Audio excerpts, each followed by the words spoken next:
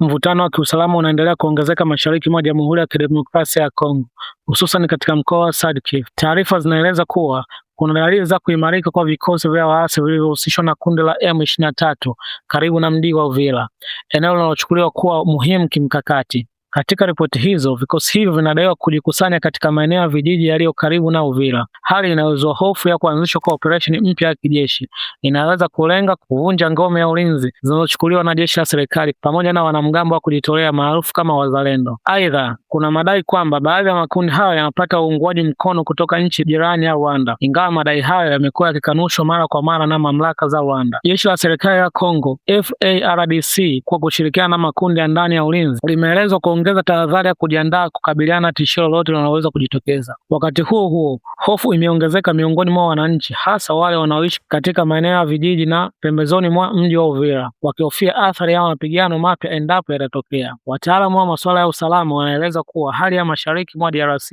bado ni tete kutokana na uwepo wa makundi mengi yenye silaha na mabadiliko ya mara kwa mara ya miungano yao. Hata hivyo, ni muhimu kufahamu kuwa taarifa hizi bado hazijathibitishwa rasmi na vyombo vikubwa vya habari vya kimataifa. Wananchi wanahimizwa kubaki kwa tulivu lakini waangalifu na kushirikiana na vyombo vya usalama na ili kuhakikisha usalama wao katika kipindi hichi cha tahadhari. Hadi sasa mamlaka husika hazijatoa tamko rasmi kuthibitisha au kukanusha taarifa hizi, huku macho ya wengi yakielekea katika maendeleo ya hali ya siku zijazo.